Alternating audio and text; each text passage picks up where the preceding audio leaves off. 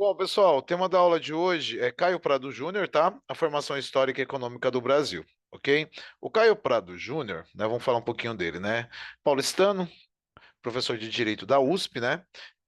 Mas a principal obra dele era sobre política e economia, tá? Ele era marxista, né, de formação marxista, então ele era um cara que defendia o comunismo e como a sua formação apesar de direito, era muito focada em economia e política, ele desenvolveu vários estudos para a tentativa de implantação do comunismo no Brasil até certo ponto, né? Chovendo, só um minutinho, chovendo. Não. E aí, vamos lá. De volta ao Brasil, né? Ele fundou a Editora Brasiliense em companhia com o Monteiro Lobato, né? E se elegeu deputado estadual pelo Partido Comunista. O regime militar se instaurou no Brasil em 64, levou Caio Prado Júnior de volta ao exílio, dessa vez no Chile, retornando ao Brasil, chegou a ser preso, sempre em função de suas opiniões críticas. Tá? Ele também chegou a ser ministro da Economia no governo do João Goulart. Tá? Não sei se vocês já chegaram, né? Vocês vão chegar ainda no quarto bimestre, eu acho, na ditadura lá com o professor Renato, o Caio Prado Júnior chegou a ministro da Economia durante o governo João Goulart e ele fez um plano trienal, tá? Naquela época não deu muito certo, muito errado, mas não por causa do plano em si, mas sim por causa da política desenvolvida no Brasil. Esses anos relacionados aos anos 60 foi muito complicado no Brasil, porque a gente tinha no sistema brasileiro bastante ah, políticos declaradamente comunistas. E era o auge da Guerra Fria, né? Então, mesmo que a opinião ou os trabalhos desenvolvidos por esses políticos fossem bons, eles não eram aceitos pelas câmaras dos deputados. E com o início do regime militar no Brasil, esses políticos eles foram literalmente caçados, né? E muitos debandaram do Brasil, voltando só alguns anos depois, mas mesmo assim sempre ficando sobre extrema vigilância da política, né, brasileira, né? A gente sabe que todo político comunista no Brasil, declaradamente comunista no Brasil, ele sofre muito preconceito por parte da sociedade como um todo, né? A gente tem esse pragmatismo aí. Só um minutinho, quer levar lá? Pode levar. Esse pragmatismo em relação a essas situações, ok? Vamos voltar lá agora para os slides. Vamos lá, passar para o próximo aqui. Vamos lá, que é. Tá, não tem título. Ó, a característica metodológica mais marcante do trabalho de Caio Prado Júnior foi o uso do materialismo histórico marxista como base para análise de condições determinantes que constituíram a sociedade brasileira. Então vamos lá. Todo mundo lembra materialismo histórico, né? O professor William nos explicou isso muito bem. O professor Renato Senec, não sei se ele explicou isso em filosofia. Materialismo histórico seria assim, pessoal. A sociedade, ela existe e, segundo Marx, a partir da luta de classes, tá? Então, lá desde os períodos pré-históricos, a sociedade tem dois grupos sociais distintos, né? Um que está no poder e explora quem não está no poder. E essa balança, ela pode subir e descer gradualmente, gradativamente e assim por diante. No período do Marx, ele vai falar que o grupo dominante é a burguesia e o grupo dominado é o proletariado. Para poder sobreviver, né, o proletariado ele vende sua mão de obra. O que o Caio Prado Júnior vai fazer, basicamente? Ele vai pegar essa teoria do materialismo histórico, né, e vai inserir essa teoria dentro da história do Brasil. Vocês viram que ele era professor de direito, né? Mas a formação dele mais pública era política e economia. Uma coisa que eu estava até brincando com os alunos do terceiro ano, né? E estava falando de vestibular porque a gente estava lá trabalhando alguns assuntos de história sobre economia. E eles ficaram meio assustados quando eu comecei a explicar a economia de um ponto de vista geral e assim por diante. Economia, história, geografia, filosofia, sociologia, jornalismo, eles são tudo áreas de humanas, né? Então, quando a gente vai para a faculdade, indiferente de qual curso seja, dentro da área de humanas, a gente tem uma conexão muito grande tá? É que nem química e biologia, as duas têm que se conectar, senão não tem um resultado mais abrangente. No caso aí, qualquer professor de humanas, ele vai ter conhecimento em todas essas áreas, porque são áreas que se comunicam. Então, nada mais fácil para o Caio Prado Júnior do que saber lidar também com assuntos ligados à história. Certo? Então ele pega o materialismo histórico, que seria tecnicamente a luta de classes, e leva isso para o contexto histórico brasileiro. Quando a gente leva isso para o contexto histórico, a gente vai chegar em alguns momentos bem específicos, né, que vão ficar em destaque em relação à nossa sociedade. Bom, vamos lá. Para ele, o Brasil refletia estruturas do passado que haviam se preservado, independentemente da Constituição da República, né, e do processo de desenvolvimento capitalista.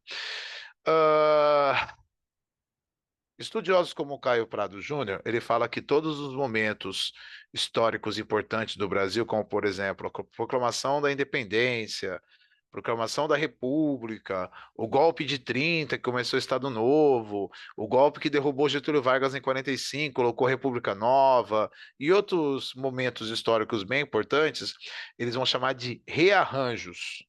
Por que que eles vão falar isso? Eles vão falar que, do ponto de vista histórico, muito se mudou.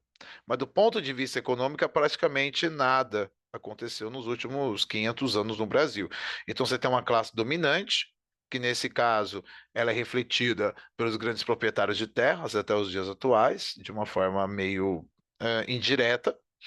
E você tem um proletariado, né, que hoje em dia são os descendentes, principalmente, de povos que foram explorados desde o período colonial. Então essa estrutura não mudou muito, né? Então ele vai falar que esse é o materialismo histórico brasileiro, tá? Então essas estruturas de poder, elas se mantêm, elas não se dissolvem com o tempo, elas ganham novas características, ganham novos formatos, mas a essência continua a mesma. Tá? Então, quando a gente fala, por exemplo, olha, o Brasil, quando você vê a desigualdade social no Brasil, a gente sabe que a população negra e o descendente africano sofrem muito mais do que os brancos ou descendentes de europeus. Isso aí é uma coisa característica da sociedade brasileira.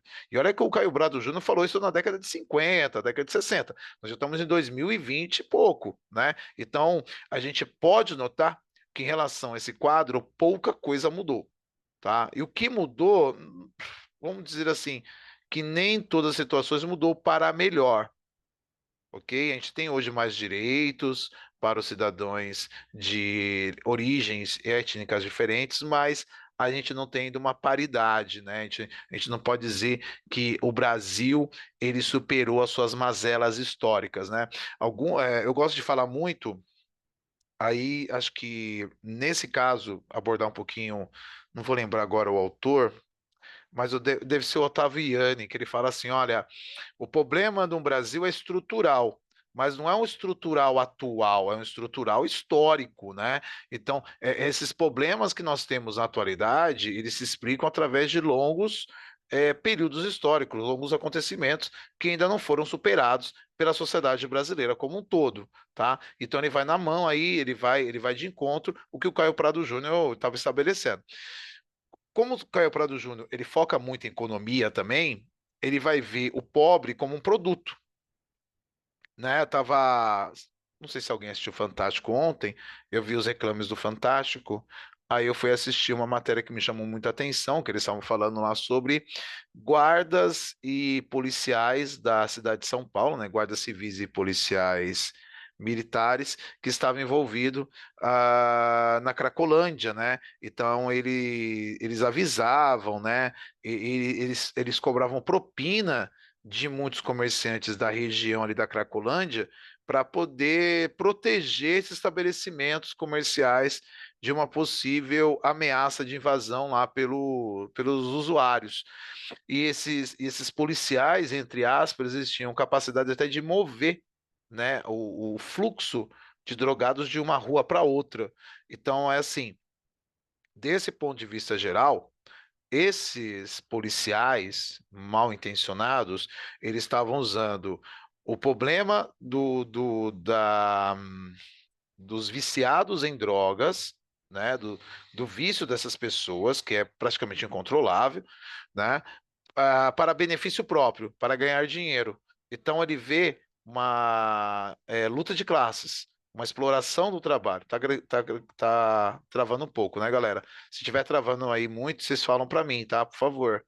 Que a internet aqui em casa está bem fraquinha esses dias, tá? Não sei se é por causa da chuva, alguma coisa, tá? Mas voltando. Então, o que é que vai acontecer? Essa luta de classe ela se faz presente em várias situações, né? Então, você tem a exploração do trabalho, você tem a exploração do trabalho infantil, você tem a exploração por parte dos bancos, etc, etc, etc. Então, o Caio Prado Júnior falar que isso é histórico, isso não é atual, tá? Só um rearranjo de um ponto de vista geral aí que o brasileiro está acostumado do ponto de vista histórico. Ó, do ponto de vista econômico, a situação no Brasil do século XX não era muito distinta daquela da época do Pacto Colonial do século XX. Acho que é século XV aqui, tá? Deve estar errado. Havíamos sido e continuávamos a ser periféricos em relação à comunidade capitalista e internacional, sempre incapazes de melhorar nossa posição ou condições de submissão. Então, aqui, mercado de trabalho, né? Ó, 68% ocupados por pessoas brancas, 30% em média ocupado por pretos ou pardos. Taxa de composta de subutilização. Então, quase 80% dos brancos são utilizados, né, na mão de obra ali. Enquanto a gente vai para pretos e pardos, isso sobe para desce para 70%. Aqui, segundo nível de instrução, né, ó, quando a gente vai pegar ele superior completo, a gente tem uns números menores, né? Mas você vai pegar ele sem instrução ou fundamental incompleto, você tem uma capacidade maior. É que esse gráfico é pretos e pardos é a cor azul, brancos são a cor marrom, tá? Só para contrastar. População na força de trabalho desocupada e subutilizada, sempre mais os negros, né? Desocupada, subutilizada na força de trabalho. Rendimento médio real habitual do trabalho principal das pessoas ocupadas, tá? Então, uma pessoa branca ganha quase R$ 1.000 a mais em média, tá? Do que uma pessoa negra. Tá? Então, isso também é uma coisa alarmante, uma coisa preocupante, que remonta, né, essa estrutura social brasileira. Então, quando a gente pega dados do IBGE, por exemplo, a gente está falando diretamente com ideias do Caio Prado Júnior, tá? Porque ele vai mostrar isso em números, como isso ocorria de uma forma geral. Ok? Ok? Bom, hora das perguntas. Falei que eu ia ser rápido hoje. Vou dar 1 minuto para vocês formularem perguntas, senão eu vou começar a perguntar para vocês. Hoje vou voltar a fazer que nem eu fazia no Fundamental, se alguns lembram. Se os alunos não perguntam, eu pergunto.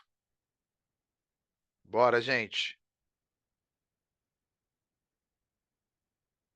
Vamos. Tô esperando. E aí, nada?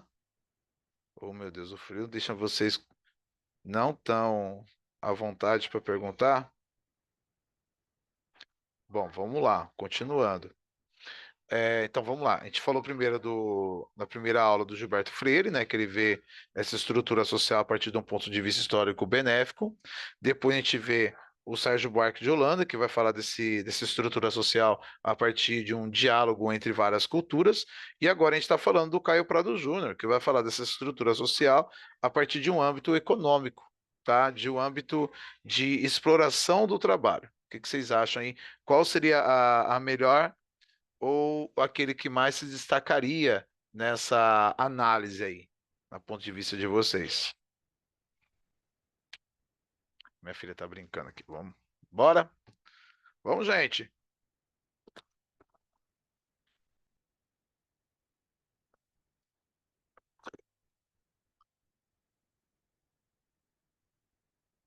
Nada, gente. Bora, gente. Quem vai ser o primeiro? É, tá dando para Fala, ouvir? Daniel. Tá dando?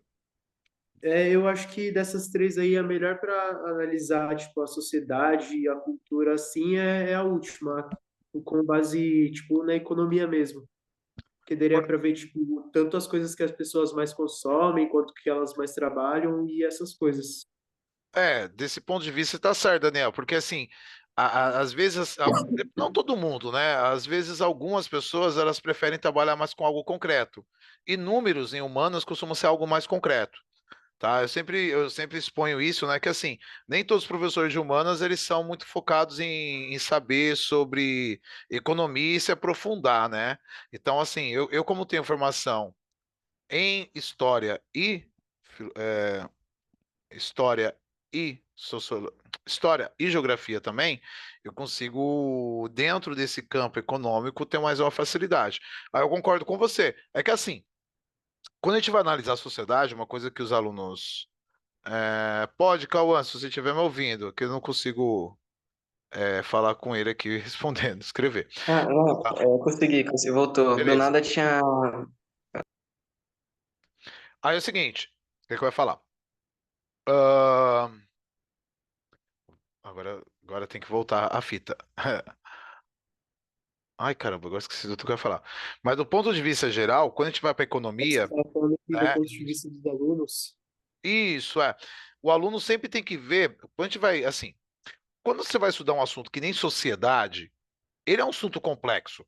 E você não pode nunca analisá-lo a partir de somente um olhar, somente a partir de uma perspectiva, porque você nunca vai estar com ele com um aprofundamento de conhecimento que leve você a sentir uma satisfação em entender aquele assunto, né? Então a gente tem que aprender assim, é claro, né? Tem aquela ideia, tem aquela versão que mais te agrada, mas você não pode relevar as outras versões e fazer uma conectividade entre elas.